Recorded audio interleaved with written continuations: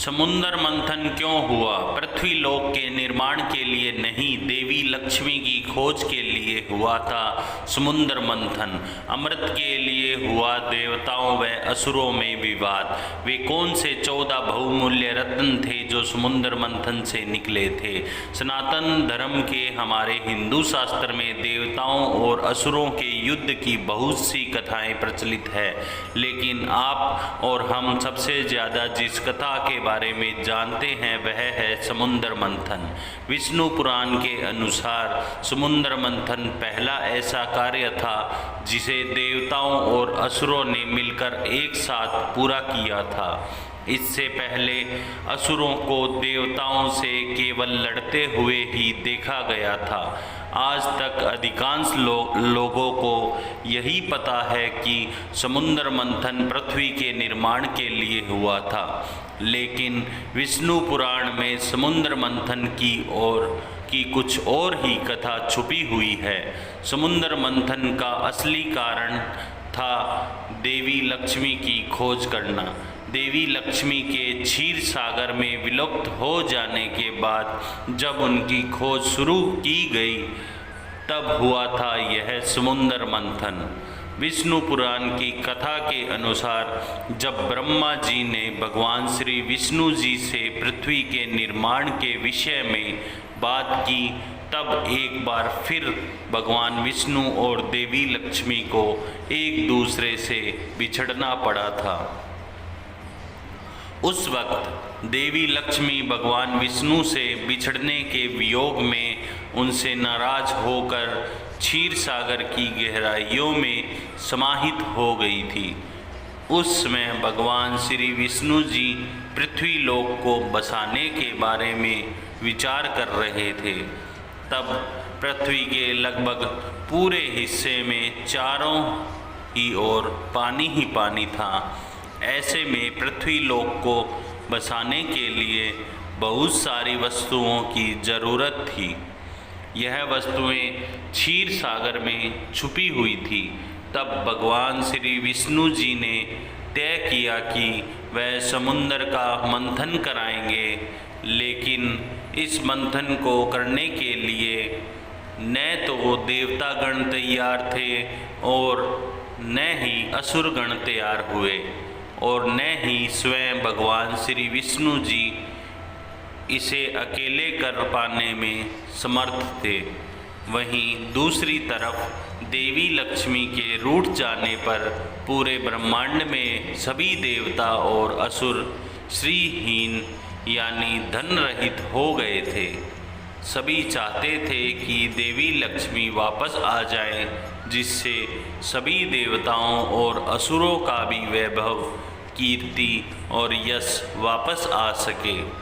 तब भगवान श्री विष्णु जी ने सभी देवताओं को श्री यानी धन और वैभव का लोभ और असुरों को अमृत का लोभ देकर समुद्र मंथन के लिए तैयार किया था।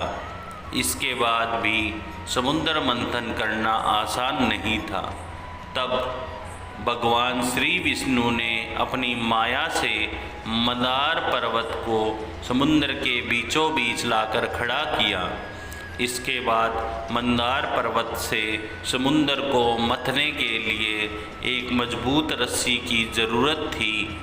तब भगवान श्री विष्णु ने भगवान शिव से उनके गले में वास करने वाले नाग वासुकी को समुद्र मंथन कराने के लिए उसे देने के लिए आग्रह किया। तब भगवान शिव ने नाग वासुकी को अपने गले से उतारकर समुद्र मंथन कराने के लिए उसे भगवान विष्णु को सौंप दिया।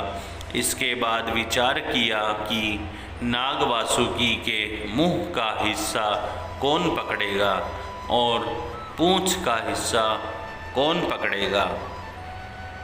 नाग वासुकी के मुंह से जहरीली हवा निकलती थी, लेकिन वह हिस्सा बहुत मजबूत था। वहीं पूंछ का हिस्सा उतना ही कमज़ोर था। असुरों को धन का कोई लोभ नहीं था, लेकिन उन्हें अमृत का लोभ था। जिसे पीकर वह सदा सर्वदा के लिए अमर हो जाते। तब असुरों ने तय किया कि वह नागवासुकी के मजबूत बाग को पकड़ेंगे, जबकि यह भी भगवान श्री विष्णु की एक चाल थी। अमृत के लोभ से भगवान श्री विष्णु असुरों का समुद्र मंथन में सहयोग लेना चाहते थे। इसके बाद बारी आई कि मंदार पर्वत के भार को कौन उठाएगा। तब भगवान श्री विष्णु जी ने स्वयं कछुए का रूप धारण किया और अपनी पीठ पर मंदार पर्वत का भार उठा लिया। इसके बाद कई वर्षों तक समुद्र मंथन का कार्य चलता रहा। तब जाकर समुद्र मंथन से सबसे पहला रत्न हलाहल विष निकला। इस विष के निकलते ही इसकी तीव्र ज्वाला से सभी देवता तथा असुर जलने लगे। इस विष को सभी देवतागण और असुरगण दोनों ने लेने से मना कर दिया था। तब सभी देवताओं और असुरों ने भगवान शिव से प्रार्थना करते हुए कहा कि देवता, असुर तथा समस्त सृष्टि की रक्षा के लिए इस विष को सबसे बचाए रखें। तब भगवान शिव ने इस हलाहल विष को पिया, जिसे पीकर भगवान शिव का कंठ यानी गला नीला पड़ गया था। तभी से भगवान शिव को नीलकंठ कहा जाने लगा। जब भगवान शिव हलाहल विष को पी रहे थे, तब इस विष की कुछ बूंदें पृथ्वी पर गिर गई थी, जिससे सांप बिच्छू जैसे अन्य विषीले जीव जंतु ने ग्रहण कर लिया था, जिसके कारण से इन जंतुओं में आज भी विष पाया जाता है। इसके बाद ऐसे ही और 13 बहुमूल्य रत्न भी समुद्र मंथन से बाहर निकले। और कुछ वस्तुओं के बाद देवी लक्ष्मी समुद्र से बाहर निकली। जैसे ही देवी लक्ष्मी समुद्र से बाहर आई, तब सभी देवताओं का धन, वैभव, कीर्ति और यश भी वापस आ गया तथा इस प्रकार देवी लक्ष्मी के बाहर आते ही पृथ्वी लोक का पुनः निर्माण किया गया। हलाहल विष के अलावा समुद्र मंथन से निकली अन्य 13 वस्तुएं भी इस प्रकार हैं। कामधेनु गाय। समुद्र मंथन से हलाहल विष के बाद दूसरा रत्न कामधेनु गाय निकली। इसे ऋषि मुनियों को दे दिया गया। जैसे देवताओं में श्री हरि विष्णु, सरोवर में समुंदर, नदियों में गंगा, पर्वतों में हिमालय, भक्तों में नारद और तीर्थों में केदारनाथ श्रेष्ठ हैं, वैसे ही कामधेनु को गायों की सर्वश्रेष्ठ प्रजाति माना गया है। उच्चे सर्वा घोड़ा। कामधेनु के बाद समुद्र मंथन से उच्चे सर्वा घोड़ा निकला, जो कि एक उच्च श्रेणी का घोड़ा था। सफ़ेद रंग के और 7 मुख वाले इस घोड़े में आकाश में उड़ने की भी एक अद्भुत शक्ति थी। यह घोड़ा असुरों के राजा बलि को प्राप्त हुआ था। बलि की मृत्यु के बाद यह घोड़ा देवराज इंद्र को प्राप्त हुआ। ऐरावत हाथी। उच्चे सर्वा घोड़े के बाद समुद्र मंथन से सफ़ेद रंग का एक अद्भुत ऐरावत हाथी निकला। इस ऐरावत हाथी में आकाश में उड़ने की अद्भुत क्षमता थी। देवराज इंद्र ने इस हाथी को अपने वाहन के रूप में ग्रहण किया। कौस्तुभ मणि। ऐरावत हाथी के बाद सभी आभूषणों और मणि में बहुमूल्य कौस्तुभ मणि भी समुद्र मंथन से निकला। इस मणि में ऐसा दिव्य तेज था कि चारों ओर प्रकाश की ज्योति छा गई थी। भगवान श्री विष्णु ने इस कौस्तुभ मणि को स्वयं धारण कर लिया था। कल्पवृक्ष। कौस्तुभ मणि के बाद समुद्र मंथन से कल्पवृक्ष निकला। यह वृक्ष एक दिव्य औषधि वाला वृक्ष है। इसमें कई बीमारियों का उपचार करने की शक्ति है। यह कल्पवृक्ष देवराज इंद्र को प्राप्त हुआ। उन्होंने इस कल्पवृक्ष को हिमालय पर्वत के उत्तर दिशा में सुरकानन स्थल पर लगा दिया। अप्सरारंभ। कल्पवृक्ष के बाद समुद्र मंथन से एक सुंदर अप्सरा निकली जिसका नाम रंभा दिया गया। यह अप्सरा रंभा देवताओं को प्राप्त हुई। इस अप्सरा रंभा को देवराज इंद्र की राज्यसभा की मुख्य नृत्यांगना बना दिया गया। देवी लक्ष्मी। भगवान श्री विष्णु के आदेश पर ही समुद्र मंथन किया गया था।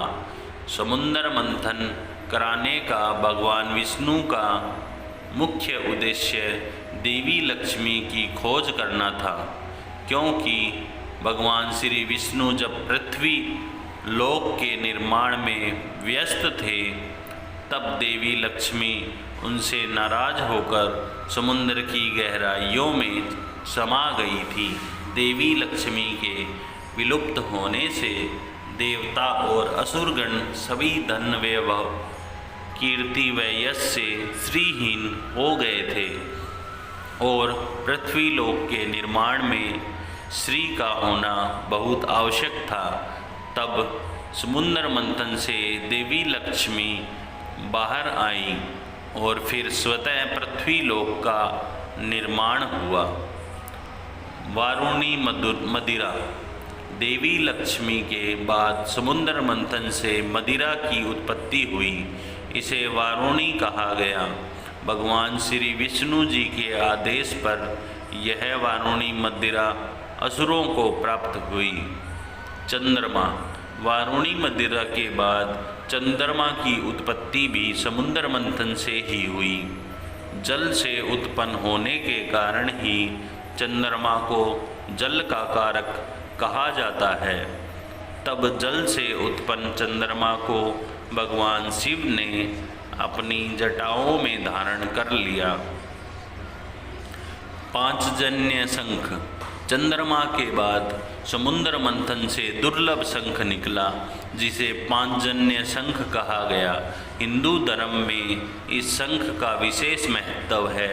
यह शंख भगवान श्री विष्णु को प्राप्त हुआ, इसलिए कहा जाता है कि जहाँ यह शंख होता है वहाँ भगवान श्री विष्णु और देवी लक्ष्मी वास करते हैं।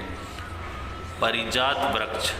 पांचजन्य शंख के बाद समुद्र मंथन के समय एक वृक्ष निकला जिसे परिजात वृक्ष कहा गया। इस वृक्ष को छूने मात्र से ही शरीर की थकान दूर हो जाती थी। पूजा में इस वृक्ष के फूल चढ़ाना शुभ माना जाता है। सारंग धनुष। पारिजात वृक्ष के बाद समुद्र मंथन से सारंग धनुष निकला। यह सारंग धनुष एक चमत्कारिक धनुष था। यह धनुष भगवान श्री विष्णु जी को प्राप्त हुआ। अमृत। सारंग धनुष के बाद जिस अमृत को प्राप्त करने के लिए देवताओं और असुरों से समुद्र मंथन कराया गया, वह अमृत सबसे अंत में निकला। भगवान धन्वंतरी स्वयं अमृत कलश लेकर प्रकट हुए।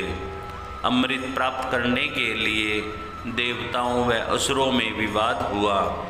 तब भगवान श्री विष्णु ने मोहिनी रूप धारण कर पहले देवताओं को अमृत पान करवाया। दोस्तों, हमारी ये कथा आपको कैसी लगी कृपया कमेंट करके बताएं और ऐसी ही और किस्से कहानियाँ सुनने के लिए हमारे चैनल को लाइक करें, शेयर करें, सब्सक्राइब करें। आपका बहुत बहुत धन्यवाद।